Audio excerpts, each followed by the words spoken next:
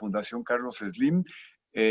No, te damos las gracias, Octavio, por haber escogido aquí nuestro centro y desde luego a los comentaristas que los escucharemos con un gran gusto, porque además el tema es muy atractivo. Desde el título en latín, Labor Omnia Vincit, o Vincit, quién sabe cómo se pronuncie, ¿no? O de los dos, en latín. Y bueno, pues vamos a aprender mucho en esta presentación, con lo cual los que nos están siguiendo, que ya hay 19 por ahí, pues pueden acudir a comprar el libro directamente ahí enfrente de la Alameda, como nos dijo Octavio, y seguramente nos quedará el gusto de leerlo, sin lugar a dudas, ¿no? Yo aquí tengo el mío, que los tengo así listo para leerlo en un fin de semana, después, sobre todo después de esta presentación, ¿no? Bueno, pues en honor a los que ya se presentaron a tiempo, pues vamos a dar inicio, si están de acuerdo. ¿Sí? Y bueno, vamos a dar la palabra en primer lugar al doctor Franco Savarino Roggero.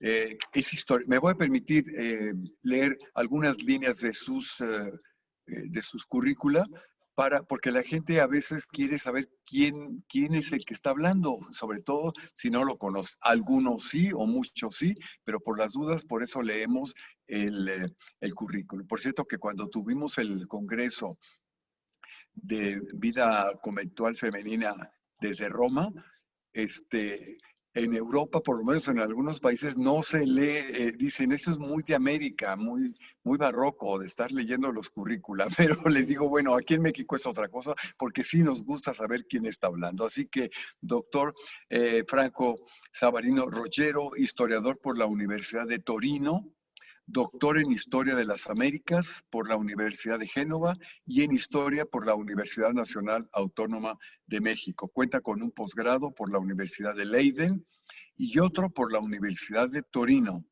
Ha sido condecorado con el Premio Salvador Azuela del INERM en 1996. Se desempeña como profesor investigador en la Escuela Nacional de Antropología e Historia y profesor colaborador en el Colegio de Historia de la Facultad de Filosofía y Letras de la Universidad Nacional. Es miembro del Sistema Nacional de Investigadores nivel 3 y director de la revista Cuicuilco, revista de ciencias antropológicas. Entre sus publicaciones, además de numerosos artículos en revistas nacionales e internacionales, destacan Pueblos y Nacionalismo, del régimen oligárquico a la sociedad de masas en Yucatán, 1894-1925. Otro más, El cultivo de las élites, grupos económicos y políticas en Yucatán en los siglos XIX y XX. Uno más, México-Italia, política y diplomacia en la época del fascismo, 1922-1942. Y en coordinación con Andrea Mutolo, Los orígenes de la Ciudad del Vaticano, Estado e Iglesia en Italia, 1913-1943. Pues, doctor, le damos la más cordial bienvenida. ¿Cómo le diré yo?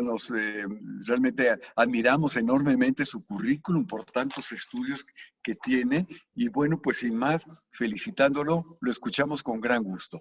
Muchas gracias a Manuel Ramos por invitarme y a Octavio Spíndola por invitarme a presentar su libro. Yo leí con mucho gusto este libro. Y primero, antes de comenzar a discutir un poco sobre el texto, quiero comentar que iniciar con una pregunta, ¿no? ¿Por qué Chipilo? ¿Por qué el fascismo? ¿No? ¿Por qué interesa esta comunidad italiana perdida en la región de Puebla? ¿Y por qué interesa el fenómeno fascista? ¿No?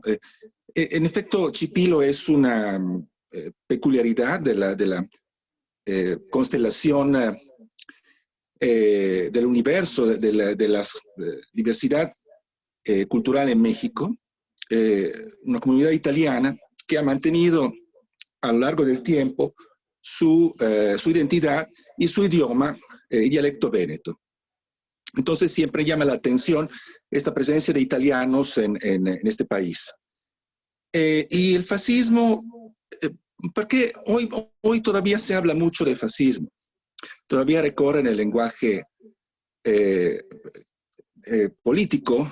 En Italia en este momento hay elecciones y recorre el uso de fascismo para acusar la oposición, porque el partido en el poder, que es el Partido Demócrata, acusa a la oposición de ser fascista. El partido encabezado por Giorgia Meloni. Entonces, todavía es una palabra muy socorrida en el lenguaje político y casi siempre utilizada de manera impropia, como insulto, como acusación, etc. Entonces, hay cierta curiosidad por parte de los que investigamos los fenómenos políticos desde un punto de vista histórico, de qué fue el fascismo. Además, quiero retomar una reflexión de Spíndola de su libro, que la historia es también cuestión de dar la voz a quien no la tiene. Los fascistas son derrotados de la historia. Son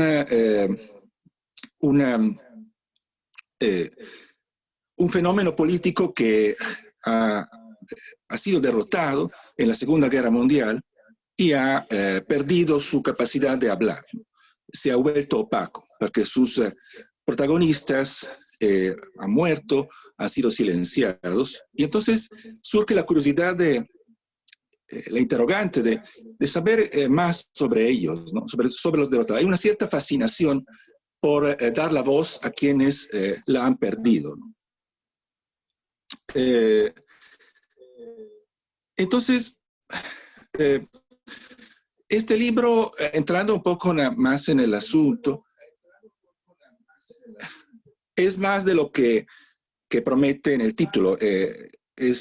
También lo señala la introducción, Elias Palti en su introducción, que si uno va por el título, se imagina un estudio sobre una comunidad, ¿no? Pero no es solamente eso. Uno podría esperar un ensayo más enfocado en historias locales, en historias de comunidades o en la historia de la migración. Pero es más que esto. El libro aborda problemáticas y temas amplios alrededor del eje de la transformación de una identidad en un contexto transnacional. Precisamente lo transnacional le otorga al libro un tono y significado en sintonía con el giro transnacional de la historiografía. Que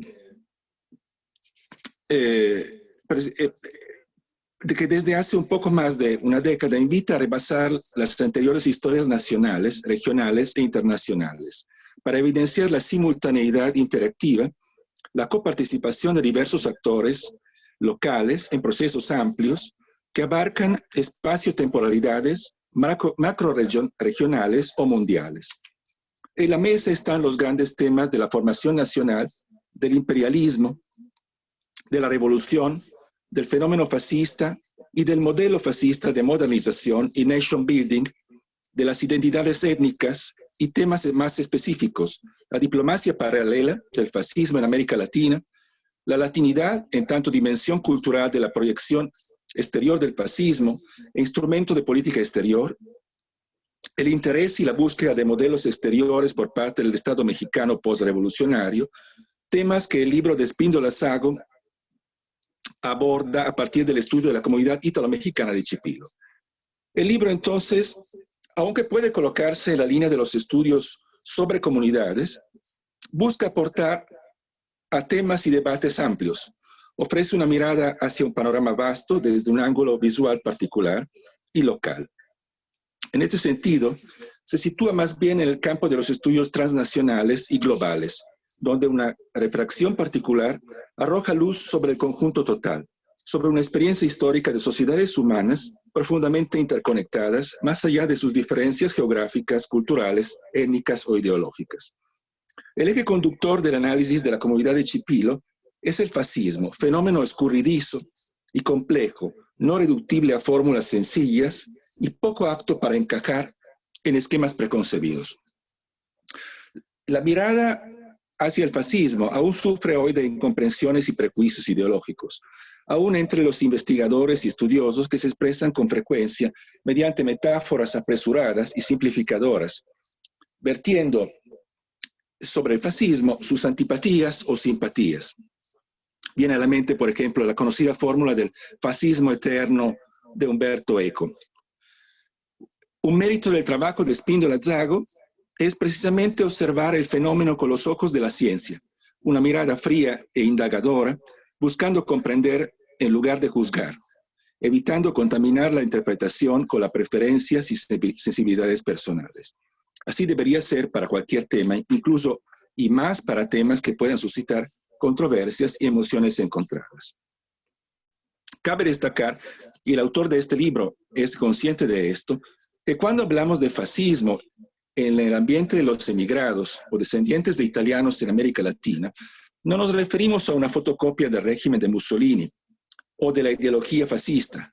Más bien indicamos un conjunto de políticas, estructuras, prácticas, discursos, símbolos y rituales que son sí derivados y conectados con el fascismo de Italia, pero son en gran parte conexiones, estímulos, sugestiones, imágenes, aprendizajes que apuntan a dar consistencia a esa gran Italia que los italianos se imaginaban desde el Risorgimento y más concretamente a reforzar los vínculos comunitarios e identitarios con la madre patria, siendo muy poca la transferencia ideológica más allá de un intenso patriotismo y nacionalismo de carácter modernista.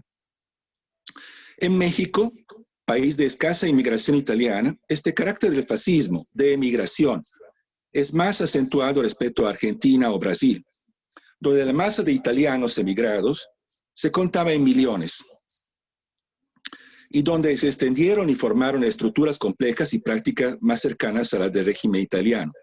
En México no era posible profundizar más la experiencia fascista entre los colonos porque estos eran pocos, dispersos en pequeñas comunidades rurales o en el medio urbano y bajo la vigilancia de un régimen celoso de cualquier actividad política externa en su territorio, aunque fuera disfrazada como actividad comunitaria y cultural.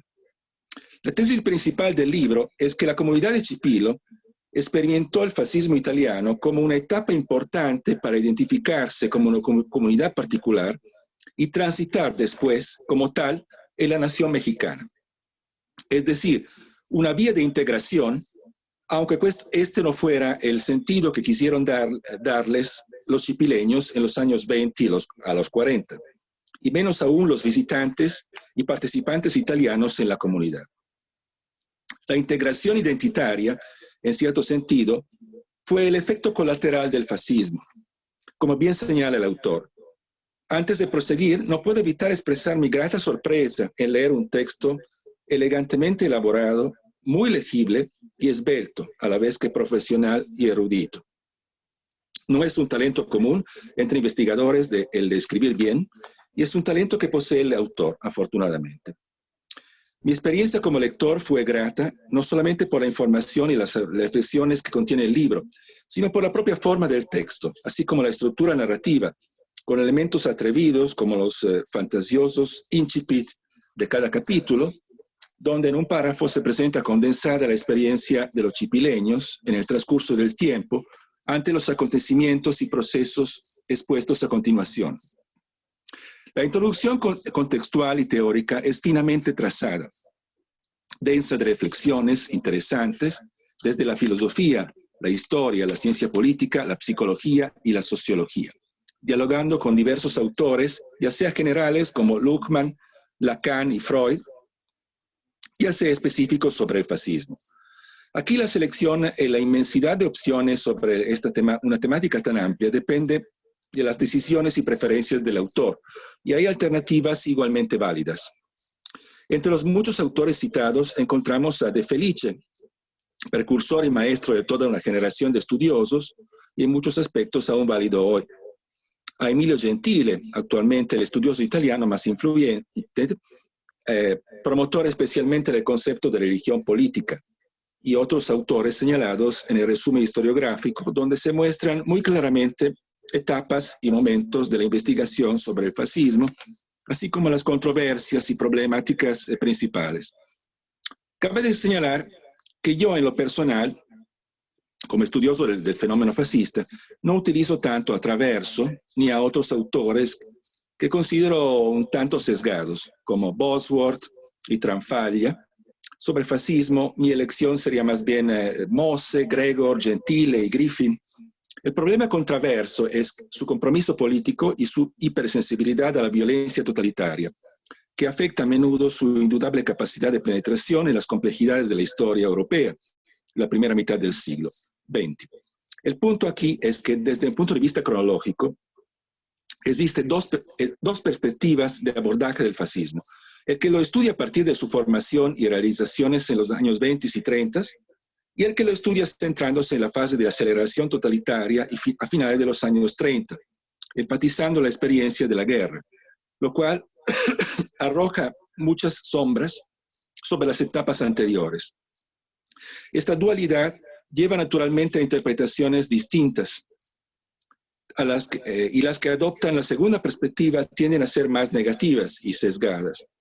Es de rechazar naturalmente cualquier interpretación que no asuma como norma el sine ira et studio para analizar el fenómeno. Es correcta la colocación plena del fascismo en la corriente principal de la modernidad. En ese sentido se comprende como una fórmula para solucionar problemáticas específicamente modernas, apelando al pasado solo de forma instrumental y selectiva. El fascismo, en suma, fue una revolución modernista a pleno título, como bien lo estableció Griffin en Modernism and Fascism, representando una alternativa histórica al comunismo y al liberalismo, intentando superar a ambos en la visión de los propios fascistas. Por lo tanto, no fue antimoderno, ni tampoco postmoderno, sino plenamente moderno, quizás la epítome misma de la modernidad, o más bien una introspección crítica de la modernidad, o bien, en palabras de Spindola-Zago, una recreación antimoderna de la modernidad.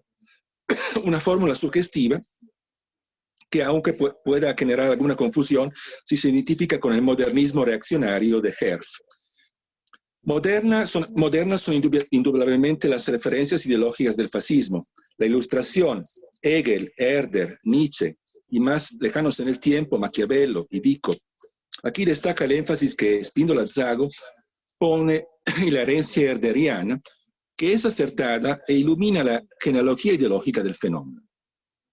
El autor hace bien en señalar la obsolescencia de las interpretaciones nacionales, estilo Sonderweg, de las que colocaban el fascismo entre las contrarrevoluciones reaccionarias, y de las viejas interpretaciones marxistas que incluían en el fascismo en la contrarrevolución burguesa. Queda vigente sin duda la importancia de confrontar el fascismo con el marxismo, ya que no solamente aquel se presentó como resolución del conflicto social generado por el capitalismo, sino que se brotó directamente en parte del revisionismo marxista, como bien señalaron en su momento Sternhell y Gregor. Con el marxismo, el fascismo mantiene un diálogo constante y conflictivo, presentándose como su superación más que negación. En ese sentido, podría considerarse un postmarxismo más que un antimarxismo. El fascismo italiano, en este sentido, sería un socialismo soreliano que se viró a la derecha en la coyuntura posbélica, acentuando los componentes nacionalistas, apuntando a la conciliación y colaboración de clase y absorbiendo elementos sociopolíticos heterogéneos.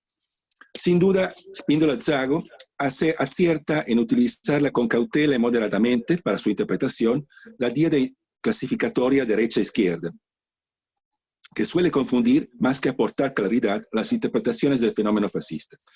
También hace bien en señalar la importancia de la recepción del fenómeno, ya que, aún teniendo en cuenta que es transnacional, el fascismo italiano fue percibido y recibido de manera particular en México y en Chipilo especialmente.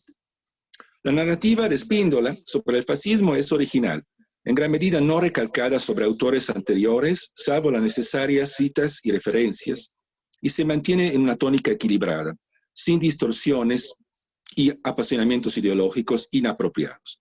Aquí y allá se pueden encontrar palabras problemáticas como el término fascistoide para denominar al generic fascism, que no creo que sea tan adecuado y tiene un cierto matiz peyorativo. O bien la calificación de genocida para la campaña etíope, la cual es francamente exagerado e inapropiado para una guerra colonial bastante tradicional. Y probablemente tardía y anacrónica respecto al proceso histórico del imperialismo. Y otras expresiones aplicadas por el texto, como la voluntad criminal para caracterizar el voluntarismo fascista. Tampoco creo que sea acertado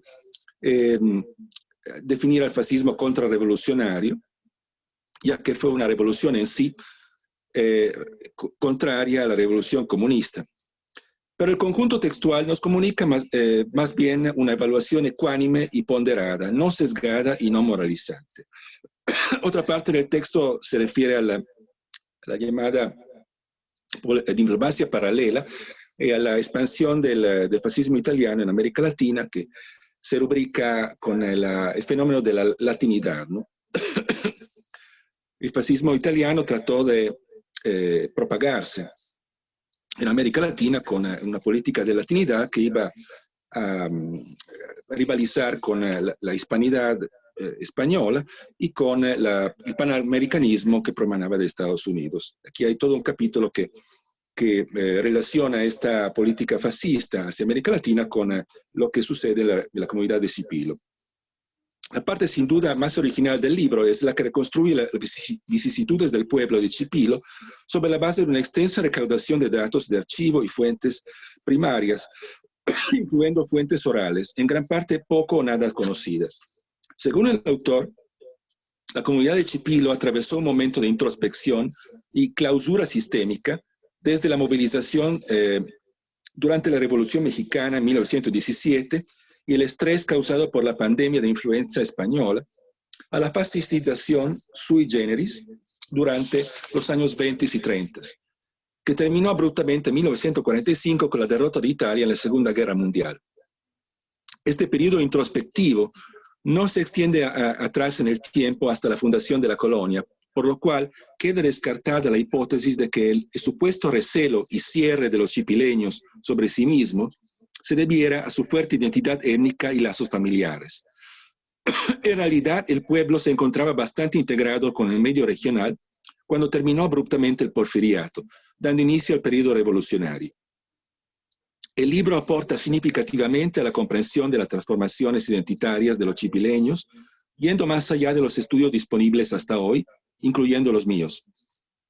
Lo específico aclara el rol del párroco Francesco Mazzocco y de las monjas salesianas y brinda pistas para entender las motivaciones subjetivas, las emociones y las acciones de los scipileños durante este periodo. Asimismo, detalla las novedades organizativas, ceremoniales y culturales que volvieron los scipileños disponibles a convertirse en fascistas a distancia. El mito, sin duda, juega aquí un rol fundamental como enlace entre la comunidad abandonada y heroica durante la resistencia a los asaltos en 1917 y la patria italiana que se levanta y repele al invasor en el Piave y en Vittorio Veneto. Se crea entonces un vínculo simbólico y emotivo que vuelve a identificar los scipileños con Italia, lo que propicia el tránsito a la organización comunitaria y cultural fascista. Es un fascismo, de todos modos, sui generis, filtrado, parcial y adaptado a las condiciones y exigencias de la comunidad poblana. Y tiene un componente católico robusto, en ausencia de las vertientes laicas y anticlericales y ateas que existen en el fascismo italiano. La cruz y el litorio, como bien titula Spínola en un párrafo, son los emblemas que matizan el proceso de fascistización y los protagonistas correspondientes son naturalmente el cura y el cónsul. Este proceso no está falto de dificultades y contradicciones y presupone una especie de competencia entre el Estado mexicano postrevolucionario y el régimen fascista italiano para conquistar y controlar la lealtad de los scipileños, especialmente en los años 30 durante la aceleración revolucionaria y radicalización en ambos países. Son procesos, pues, de gran complejidad que producen a escala en Scipilo lo que ocurre en otras comunidades italianas en América Latina, sin repetir exactamente un esquema, ya que en México presenta características peculiares. Notable en el caso de Chipilo es la escasa o nula reacción de las autoridades del Estado mexicano a la instalación de una organización política extranjera en su territorio, lo que confirma que el fascismo aquí tenía más el carácter de una forma comunitaria de patriotismo organizado, inofensiva para el Estado, que de una organización política verdadera. El carácter parcialmente extranjero de la colonia aseguraba que cualquier actividad específica quedara dentro de los límites del pueblo y no se propagaría afuera, lo que viene siendo confirmado por la tolerancia de las autoridades anticlericales a permitir las actividades católicas italianas en Chipilo. El nacionalismo, entonces, no solamente el patriotismo, se despliega como un renacimiento identitario, visible en la iconografía, en los ceremoniales, en la enseñanza, en la centralidad simbólica del cementerio, en el uso del italiano y en la italianización de los apellidos, agregando generalmente una vocal a los apellidos con terminación en consonante. Un nacionalismo alternativo, como escribí hace tiempo en un ensayo, en competencia con el nacionalismo que promana del Estado mexicano postrevolucionario. En fin, este es un libro de imprescindible lectura para quienes estén interesados en temas como la identidad étnica, la nacionalidad, la transnacionalidad, la memoria, las ideologías radicales. Es todo. Muchísimas gracias, doctor, por esta espléndida presentación que nos invita a leer el libro, pues usted destaca enormemente que es un libro erudito y bien escrito, que eso, como usted dice, a veces es raro en los académicos, ¿no? Y bueno, pues, ¿cómo nos ha dado a conocer, basado en el libro, el término del fascismo, que vemos que tiene, pues, diversas explicaciones y diversas interpretaciones, particularmente en una población, en una comunidad como Chipilo? Bueno, pues pasamos al siguiente comentario, no sin destacar el libro que lleva por título Labor Omnia Vincit, Chipilo entre el fascismo transnacional y el Estado de posrevolución 1907-1982. Y con lo que nos ha dicho el doctor Franco Savarino, pues obviamente ese proceso que muestra el libro es tan interesante, sobre todo por las fechas en las que está prácticamente limitado este estudio, ¿no? Y por otro lado también el término fascismo, que obviamente es mucho más amplio de lo que normalmente pensamos. Muchas gracias, doctor. Y pues pasamos rápidamente a la segunda, al segundo comentario de la doctora Tania Hernández Vicencio. La doctora es maestra de Ciencias Políticas y Sociales por la Universidad Nacional Autónoma de México y doctora en Ciencias Sociales del Colegio de la Frontera Norte. Se desempeña como profesora investigadora en la Dirección de Estudios Históricos del Instituto Nacional de Antropología e Historia, donde ha sido subdirectora del área de Historia Contemporánea. Es investigadora del Sistema Nacional de Investigadores, integrante de la Sociedad Mexicana de Estudios Electorales, de la Asociación Latinoamericana de Ciencias Políticas y del Grupo de Trabajo CLACSO. Derechas Contemporáneas, Dictaduras y Democracia. Coordina el Seminario Permanente sobre las Derechas en México. Entre sus publicaciones se encuentran De oposición al poder, el PAN en Baja California, 1986-2000. El Colegio de la Frontera Norte, 2001. Tras las huellas de la derecha, de Partido Acción Nacional, 1939-2000. Pues, doctora, le damos la más cordial bienvenida aquí a esta presentación del libro desde el Centro de Estudios de Historia de México, Fundación Carlos Slim. Adelante, la escuchamos con gran interés. Buenas tardes. ¿Sí me escuchan bien? Porque estoy también desde el celular. Estoy en el centro de Tlalpan y ya está cayendo una tormenta, entonces espero que no se vaya aquí. Esperemos que no se vaya la luz, igual que aquí en Chimalistac, porque estamos muy cerca.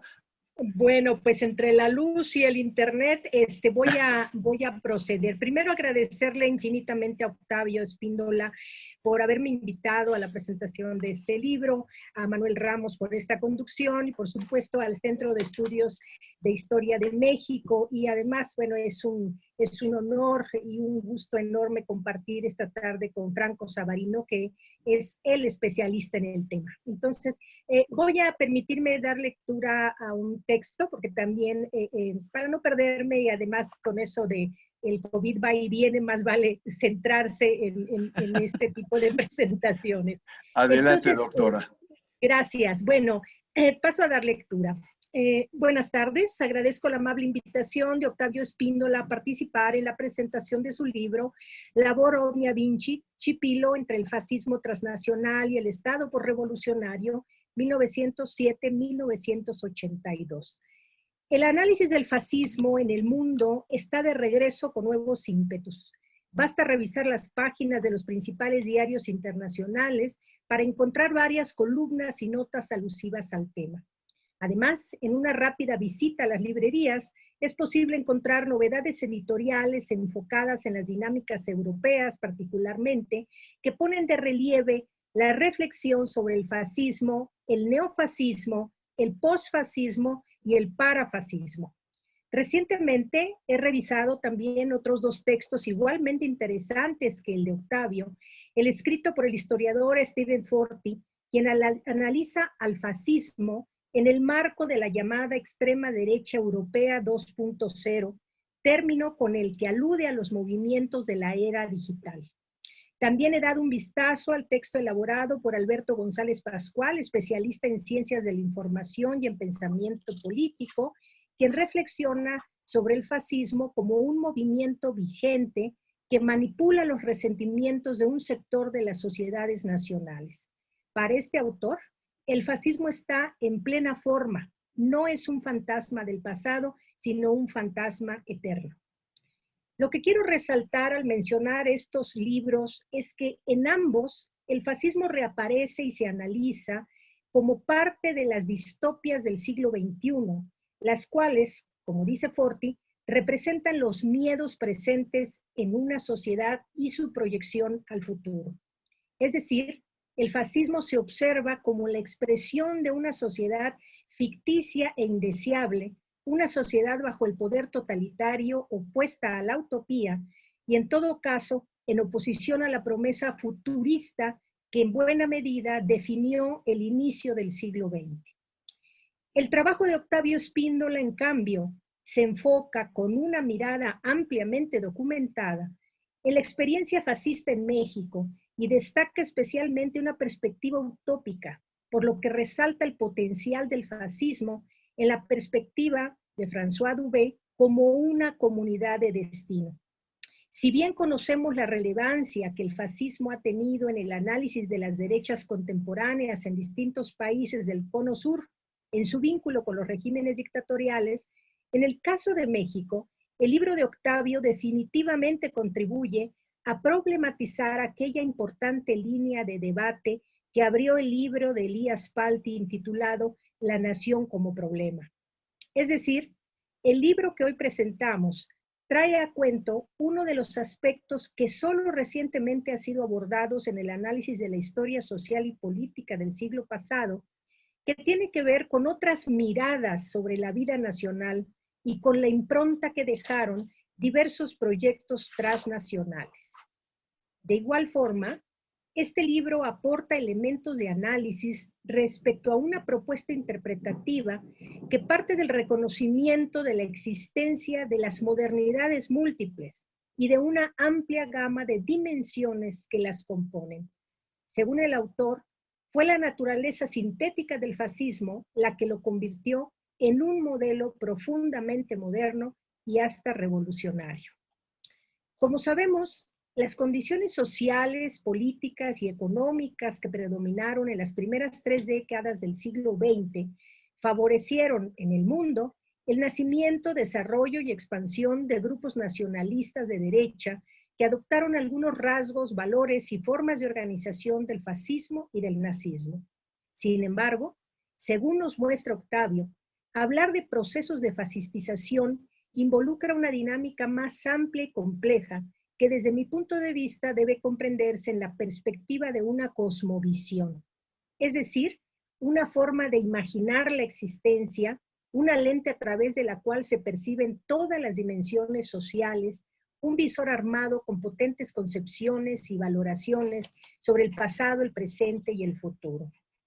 En esta vía que Octavio nos regala en este interesante libro, en el que se propone una empresa por demás ambiciosa en varios sentidos, pasa revista a las imprescindibles indagaciones de Franco Savarino sobre el fascismo mexicano, y el autor nos presenta una investigación con un amplio arco temporal, nada más y nada menos que 75 años de análisis a través del caso chipileño, que lo llevan a transitar por distintos momentos de la historia nacional y local y por varios escenarios producto de gobiernos que fueron resultado de un paulatino proceso de cambio en la naturaleza del Estado mexicano. El autor resalta como rasgos inherentes al fascismo su constitución como tercera vía, como alternativa civilizatoria e incluso como un movimiento de esencia revolucionaria. Al respecto, Octavio afirma: el fascismo no había de demandar un nacionalismo integrista ni un internacionalismo apátrida, como los socialismos y los anarquismos. Por el contrario, ofrecía a los migrantes italianos una estructura de identidad afianzada en las raíces civilizatorias de Italia, a la vez que un instrumento de integración a la sociedad que los hospedaba, convocándolos al activismo movilizador y a la participación comunitaria. El producto editorial que hoy presentamos, integrado por una introducción bajo el título Trazos preliminares, 3 capítulos y reflexiones finales, es un libro ambicioso también, porque plantea 2 discusiones que bien podrían ser la base de 2 textos. Una de esas reflexiones constituye la simiente de un buen ensayo sobre las distintas dimensiones de la ideología y del movimiento fascista. La otra parte aborda propiamente el caso del fascismo en Chipilo, Puebla, siempre en la perspectiva de la historia transnacional, pero también haciendo varios altos para identificar las influencias que esa ideología tuvo en México, un país de fuerte tradición católica y marcado por profundos sentimientos nacionalistas. En una mirada de conjunto, el libro es un importante esfuerzo de integración en el que, a manera de juego de espejos, Octavio Spíndola va engarzando los procesos globales con la historia de los individuos, la historia vivida desde abajo, es decir, el libro se convierte en una amplia polifonía.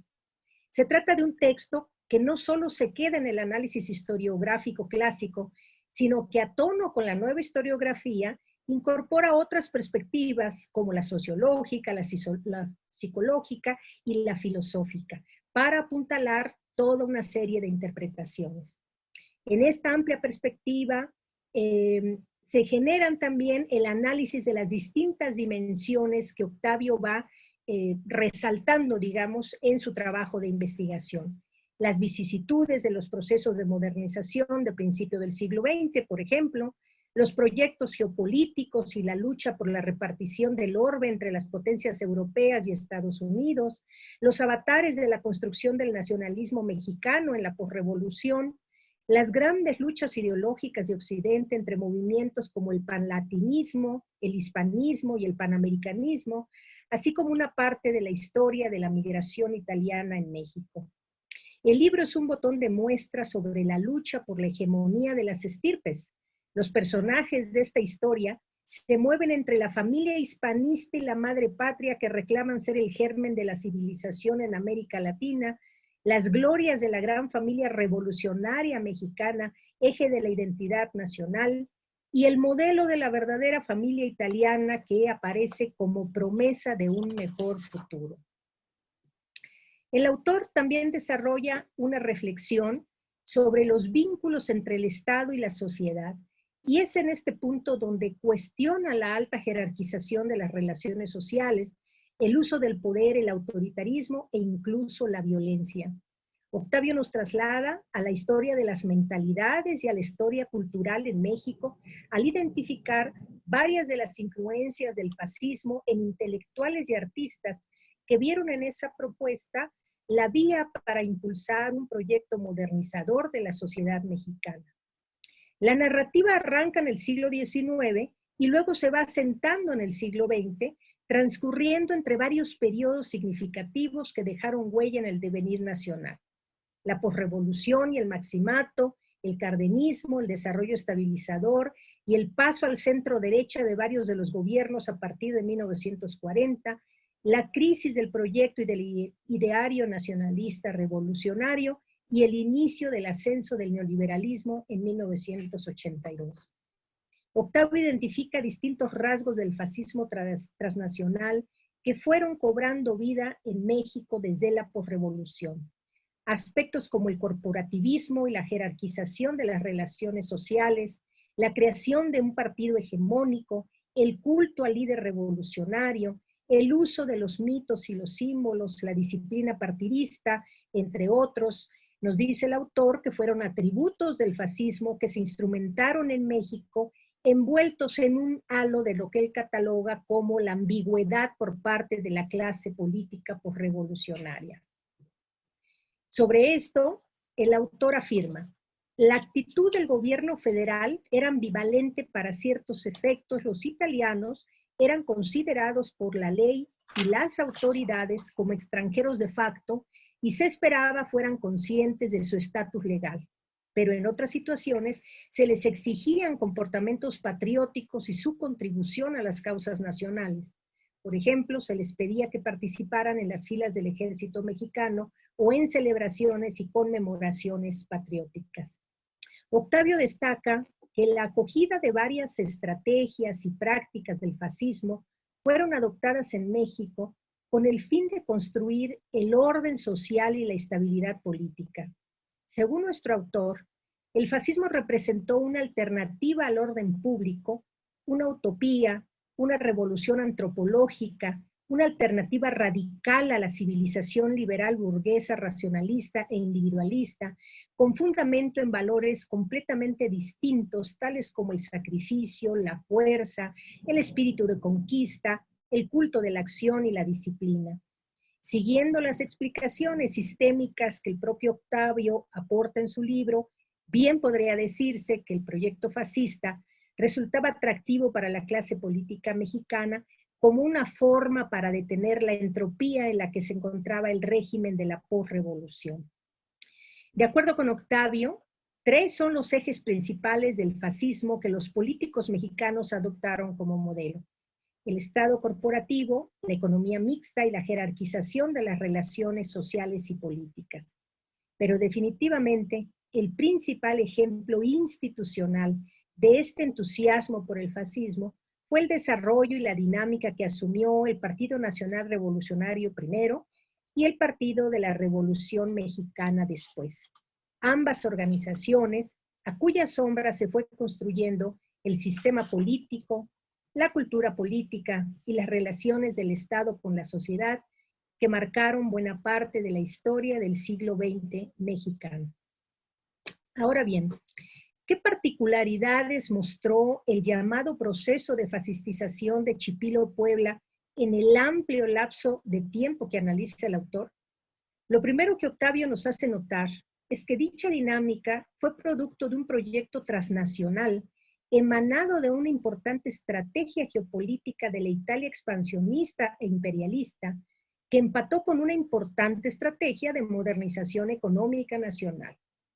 Fue la expresión de la geopolítica del eje latino liderado por Italia, en oposición a las estrategias geopolíticas hispanista, panamericanista y hasta populista, la que impulsó el semillero de formas fascistas periféricas. Octavio nos narra la experiencia del nacionalismo italiano en México y me parece que quedan en evidencia 2 procesos. Por un lado, la instalación del proyecto italiano, pero tomando cierta distancia del escenario y la dinámica mexicana y poblana, o por lo menos con una actitud altamente precavida. Y por otro, el entusiasmo de los personajes políticos mexicanos que ante el proyecto extranjero adoptaron y adaptaron las experiencias y enseñanzas italianas en distintas esferas de la vida. Si bien el autor afirma que no es posible decir que la comunidad italiana de Chipilo fue desde sus orígenes hermética, endogámica y culturalmente clausurada, y en este sentido plantea que varios de los primeros nacidos en suelo mexicano fueron mestizos. Quiero compartir con ustedes mi impresión en el sentido de que en algunos pasajes del libro, la comunidad italiana de Chipilo me parece que se percibe como un microcosmos a veces impenetrable, como una experiencia hasta cierto punto blindada contra las dinámicas y los vaivenes de la sociedad poblana y mexicana. Es obvio que la realidad fue más compleja y que la comunidad se relacionó con distintas formas y con distintas intensidades con su entorno, absorbiendo de él y nutriéndolo. Pero por momentos, una buena parte de los italianos de Chipilo parecen mostrarse más ligados emocionalmente a Italia que a México. Aunque Octavio documenta varios de los apoyos que el proyecto de fascistización de Chipilo recibió por parte de políticos, funcionarios y de un sector importante del catolicismo poblano, también nos dice que los habitantes de esa comunidad tuvieron que sortear las presiones de la política local y nacional. Y también nos advierte que el advenimiento de la ruptura de lazos diplomáticos entre México y el Reino de Italia hacia 1953, por distintas razones, hicieron que los chipileños se mantuviesen al margen con un bajo perfil para poder negociar su incorporación y participación en el proyecto nacional. En este sentido, con ánimo de poder comprender mejor las tensiones de este complejo proceso y amén de estas aclaraciones puntuales de Octavio, planteo simplemente algunas preguntas que me parecen pertinentes y que me sugirió la lectura de este interesante texto.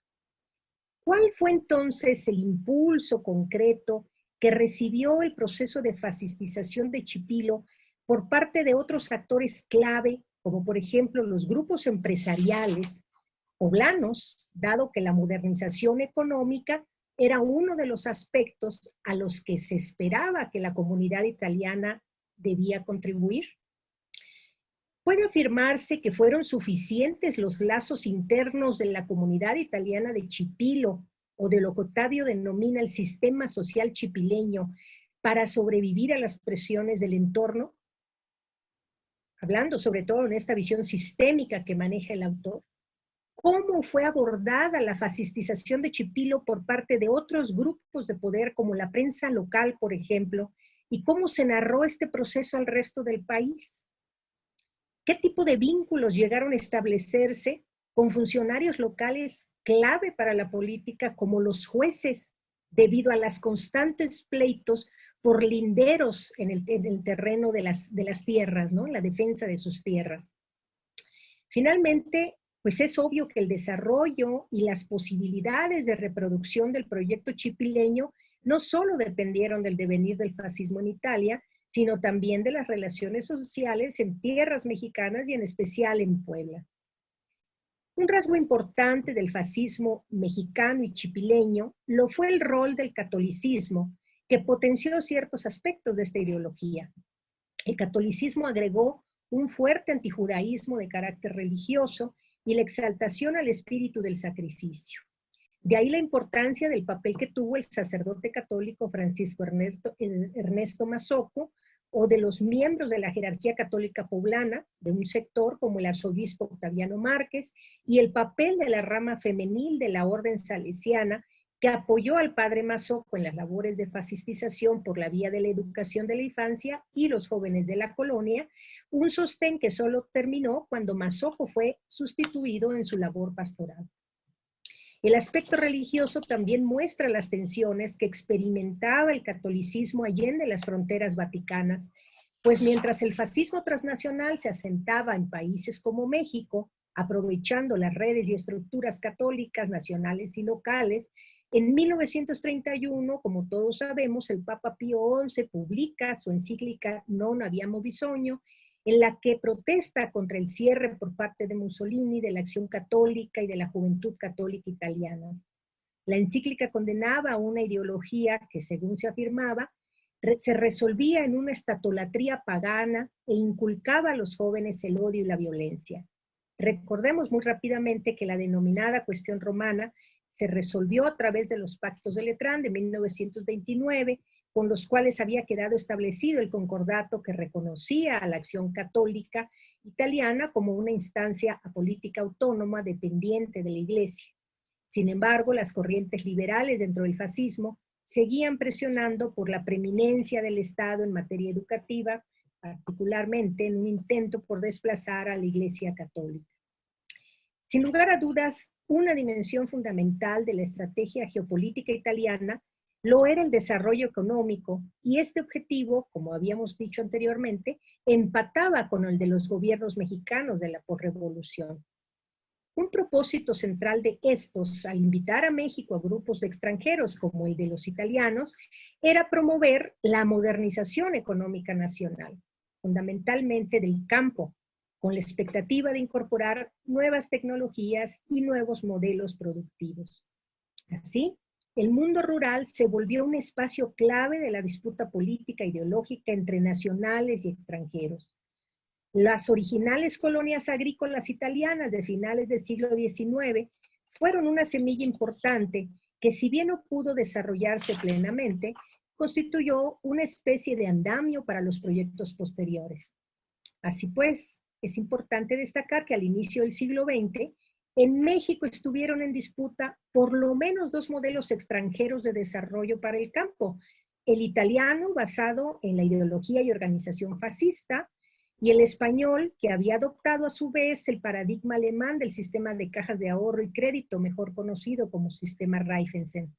La disputa sobre el campo entrañaba una tensión interesante producida por la compleja idea de que en este ámbito se preservaban los valores, las tradiciones, las raíces, la historia, la identidad nacional, y por otro, que también era el espacio propicio para sembrar una visión de futuro a partir del uso de la técnica, la búsqueda de la productividad y el trabajo comunitario.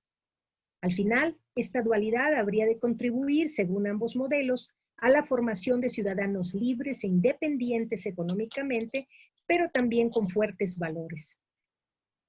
En otra oportunidad he planteado a Octavio que un aspecto sobre el que no se profundiza en su investigación, pues no era su objetivo, pero que permea a lo largo de la narrativa de este libro, es la complejidad del proceso de formación de ciudadanos allende las fronteras de su propia nación. Los ciudadanos italianos de esta historia habían migrado más que por gusto, como suele ser en la mayoría de las migraciones, por necesidad. Ellos habían tenido que dejar la campiña en el Véneto y llegar a sentarse en tierras extrañas que quizá percibieron como exóticas, con una geografía distinta, con otras costumbres, con otras historias. La pregunta que surge de inmediato en esta lectura del caso chipileño es qué significaba ser un ciudadano italiano en tierras mexicanas y en tierras poblanas. ¿Qué aspectos de la ciudadanía realmente estos migrantes fueron capaces de ejercer en tierras mexicanas? Otra veta interesante para el análisis de la historia política del siglo XX y del presente, que es sugerido por este libro, tiene que ver con la relevancia que tuvo y tiene la política internacional en las estrategias geopolíticas de los países latinoamericanos y en la instrumentación del llamado soft power, el activismo de los funcionarios de la embajada, de los consulados y de la propia Secretaría de Relaciones Exteriores. En esta perspectiva, el destacado papel que jugaron varios delegados consulares y en especial Carlo Manstretta constituye una línea de investigación muy interesante en México y en Italia. En esta vía es también relevante la identificación de varios personajes clave del poder nacional y local, como es el caso de Carlos Pacheco, de quien Octavio nos dice que fue artífice del proyecto colonizador, propietario de importantes extensiones de tierra y político poblano destacado, articulador de poderosas redes sociales, económicas y políticas, que vio con buenos ojos el proyecto chipileño y cuya actuación es un ejemplo más del complejo perfil de la clase política nacional de ese momento. Para ir concluyendo mi participación, no puedo dejar de destacar el reto metodológico que asumió Octavio.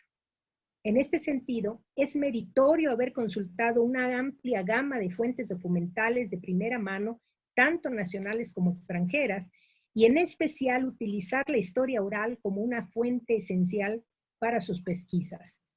Trabajar con la memoria y el olvido implica un mayor esfuerzo para el investigador, que debe allegarse información relevante que permita corroborar, verificar o cuestionar la historia que nos cuentan los entrevistados.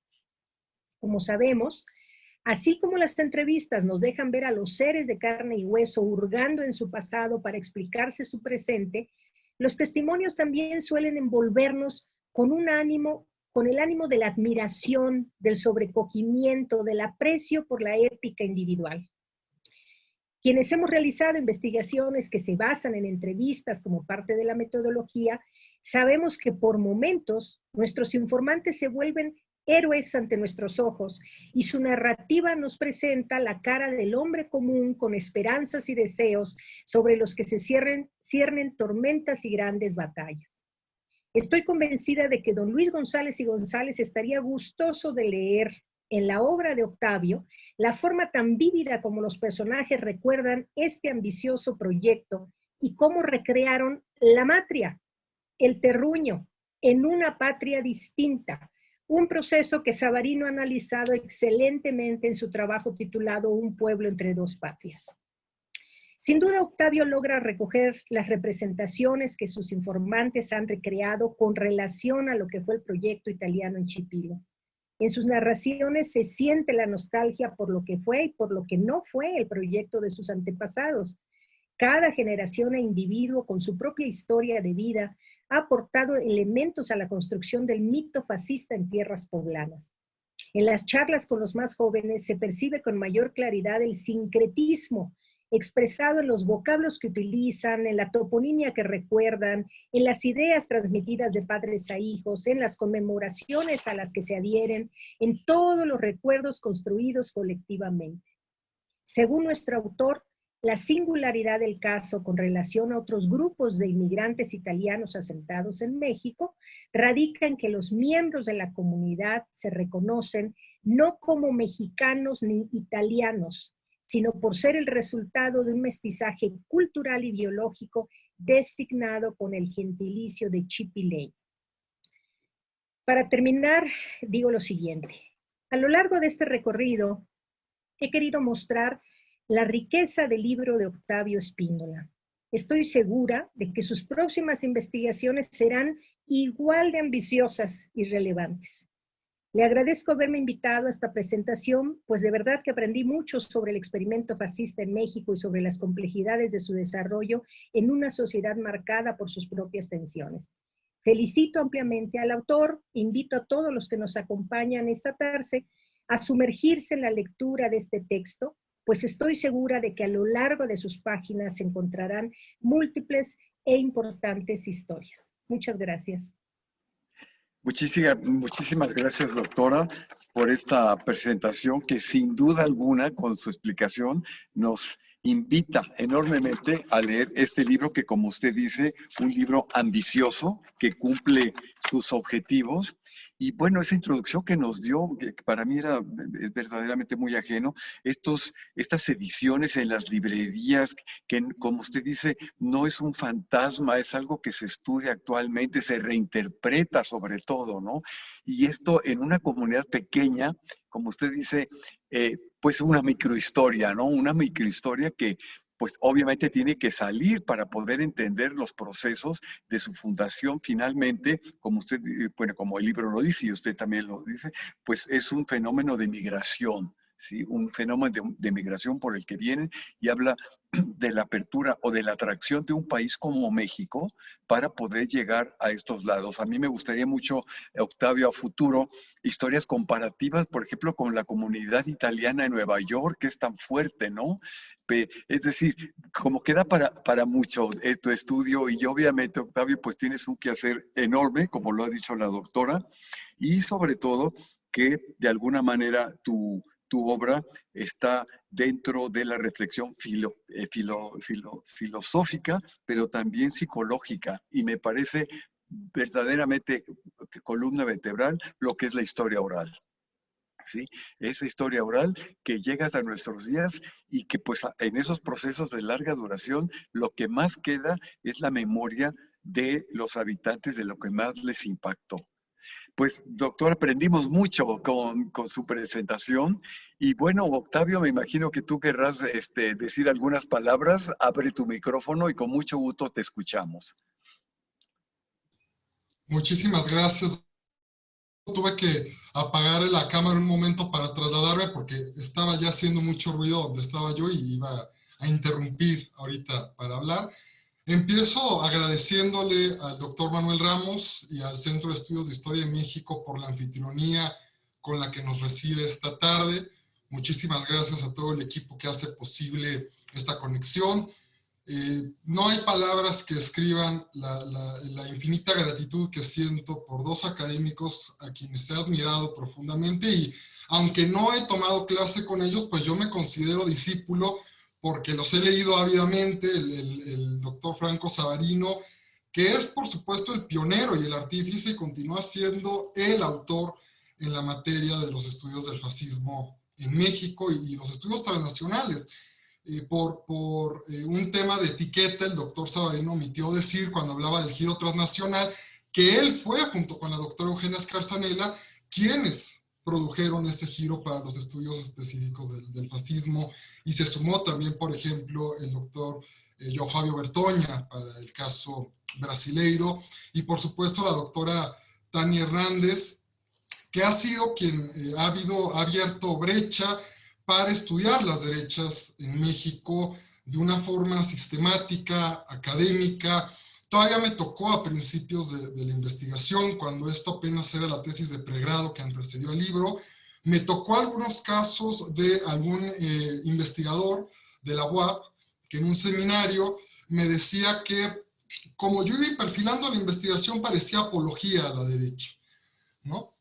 Entonces, ciertamente todavía el fantasma de estudiar a estos grupos ronda, pareciendo que para estudiarlos hay que militar en ellos, como si hubiera un impulso de familiaridad que condujera a estos estudios, y no simplemente un afán científico de conocer y de saber también ese tipo de actores que forman parte de la sociedad. Y si los asumimos demócratas, tienen que ser considerada su voz dentro de la sociedad. Le doy, por supuesto, las gracias a todas y todos los que han podido interrumpir sus actividades cotidianas para conectarse, o que lo harán de forma diferida cuando quede la grabación en la página del Centro de Estudios de Historia de México. Y si me permiten alargarme un poquito más con los agradecimientos, quisiera mencionar brevemente algunas personas muy específicas que fueron parte del proceso de investigación. Para empezar, pues ya Marx nos decía que no es posible el trabajo intelectual sin tener asegurada la reproducción material de la vida, y por ello el libro está dedicado a mi madre, que en todo momento mantuvo un apoyo indispensable y que hizo posible que yo llevara a cabo este trabajo, a mis amigos y amigas con quienes construí las redes de solidaridad y apoyo. A veces se menciona mucho que el trabajo académico parecería ser en ermitaño, ¿no? Como aquellos monjes de la Reforma de principios del siglo XI, pero no, siempre hay redes con las cuales se platica, no siempre de forma formal, y que contribuyen en ocasiones mucho más que en los espacios estrictamente académicos. Pero ya en la estructura académica le debo dar las gracias al doctor Fernando Betancourt, que fue quien accedió a dirigir la tesis de pregrado y quien me introdujo a la teoría de sistemas, que es el enfoque teórico que subyace a la investigación. Al doctor Alan Knight, que con mucha amabilidad accedió a revisar una parte del libro, con grandes críticas de su parte. Me temo que no les pude hacer justicia a todas, en parte por mi propio momento en el proceso de investigación, ¿no? Mi juventud y mi falta de experiencia en ocasiones me llevó a no poder subsanar todos esos comentarios.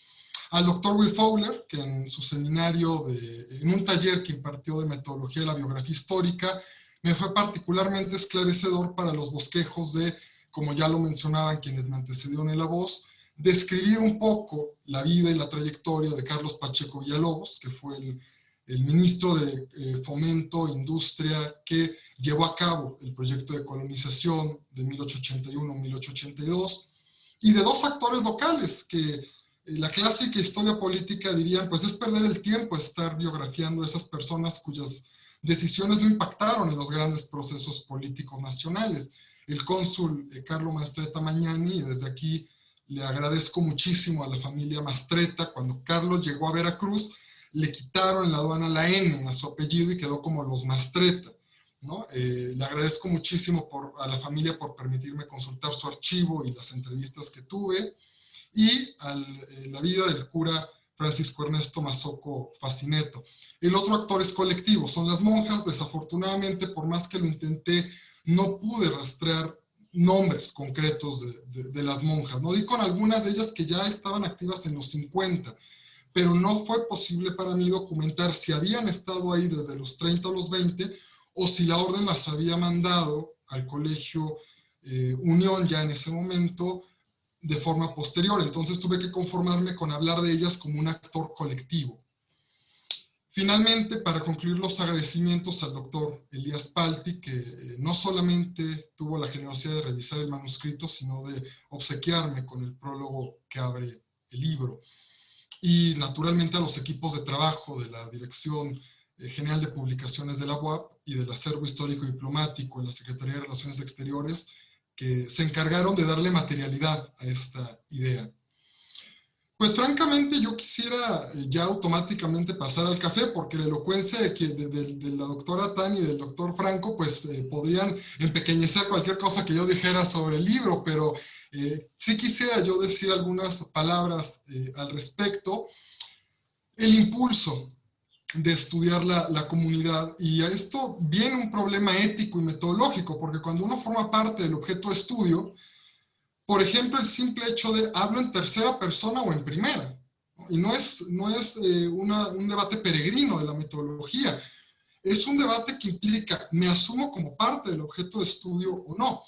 Bueno, por las decisiones que tomé en ese momento, opté por distanciarme y hablar en tercera persona del objeto de estudio, y hacer un tanto autoetnografía, ¿no? Que implicaba seguir asistiendo a las tradiciones y a las costumbres del pueblo, pero ya no a la manera del nativo, sino un tanto del etnógrafo, ¿no? Que iba con su libreta y viendo todo con sospecha para intentar deconstruir las prácticas y buscar la historicidad de eso.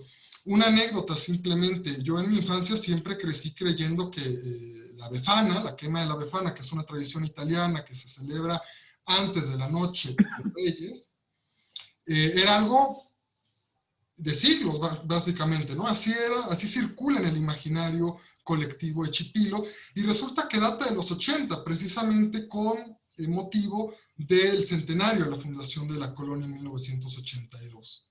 Entonces, ese tipo de detalles permiten problematizar un poco de qué se trata esto de ser chipileño, ¿no? De vivir en Chipilo.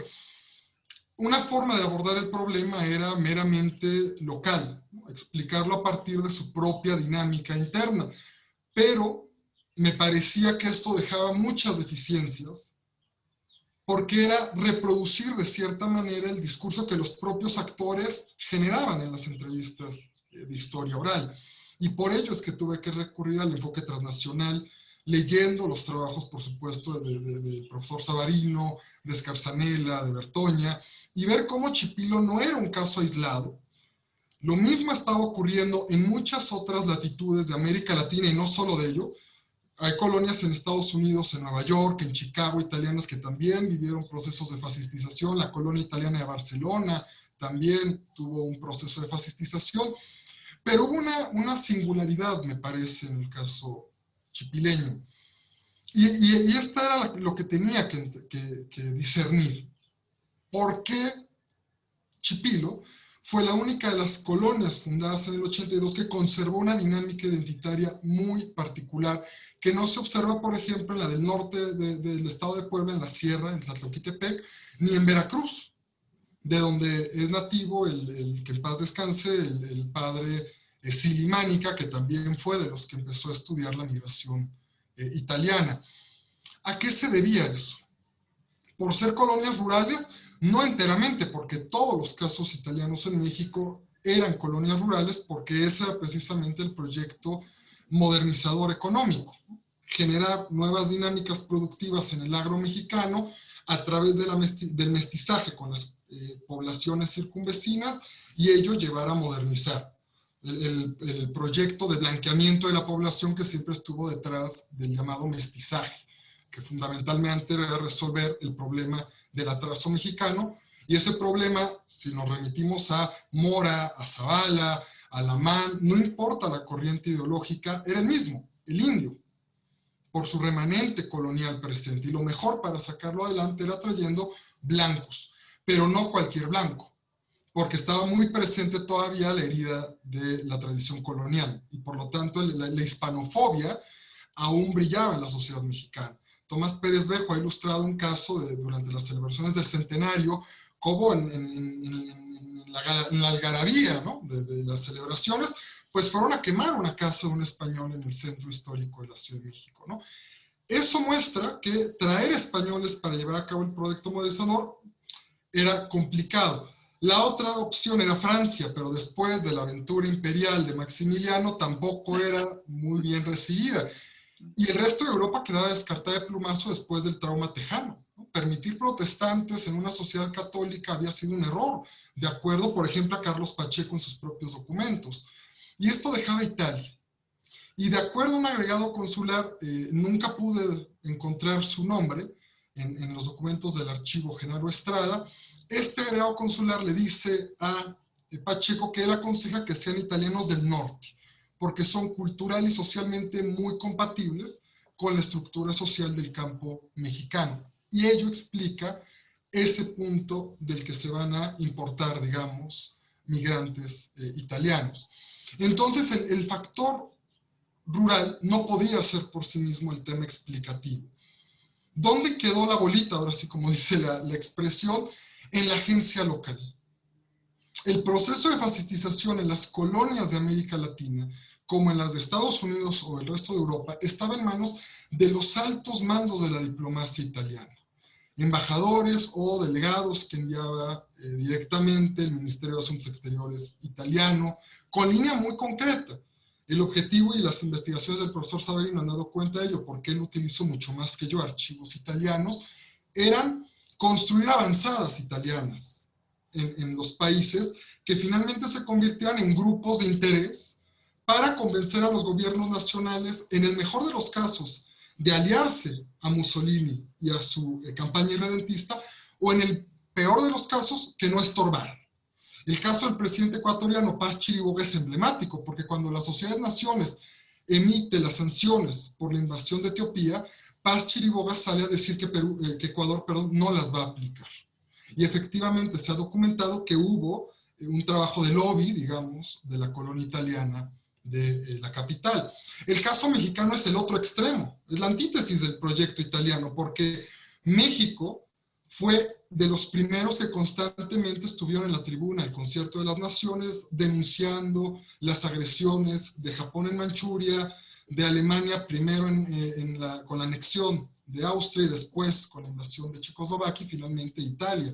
Incluso a Cárdenas se le aconseja no recibir al embajador italiano que manda Víctor Manuel III, porque viene con su título de embajador de Víctor Manuel III, rey de Italia y rey de Abisinia, y por lo tanto ello implicaba aceptar de facto la legalidad y legitimidad de la invasión. Cárdenas acepta las credenciales, no se trata de empezar un conflicto diplomático, pero no lo recibe personalmente. Y eso fue un gesto importante en el lenguaje diplomático. Entonces, los ejes que guiaban la acción de la fascistización en México fracasaron, porque las colonias italianas no se convirtieron en esos grupos de avanzada. Pero lo que hubo en el caso chipileño fue que el proceso de fascistización quedó enteramente en manos de actores locales. El cónsul, el cura y las salesianas, por extensión del cura, porque es Francisco Ernesto Mazzocco el que manda una carta a Italia solicitando que se envíe a las salesianas a la colonia, porque la colonia no tiene una escuela. La escuela pública que sí se había fundado al principio de la colonia fracasó, porque el gobierno nunca le dio recursos, porque los maestros no lograban establecer un diálogo con la colonia. Entonces, la orden salesiana se caracterizó siempre por asumir como suya la misión no solo evangélica, sino también pedagógica sobre los italianos, con su espacio de existencia, con lo que su realidad les demandaba. Y en este caso específico, era diferenciarse del entorno. Y esa diferenciación vino de la mano de la liturgia, de los rituales, de los símbolos y de las emociones, que fueron la materia prima del fascismo, precisamente. No quisiera abusar más de la paciencia y el tiempo de todos, y además dejar un poco de intriga para ver si se animan a acercarse a la lectura del libro.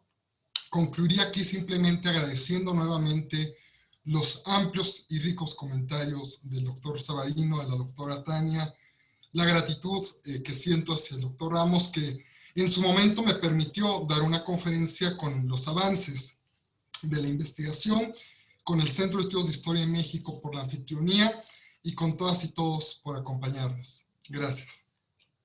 Pues muchas gracias a ti, Octavio, porque ha sido una clase lo que hemos escuchado ahora y nos invita de verdad a comprar tu libro, que por cierto, quien no lo había escuchado, el libro se puede comprar en la librería que está enfrente de la Alameda en el edificio de la Secretaría de Relaciones Exteriores. Ahí se puede comprar.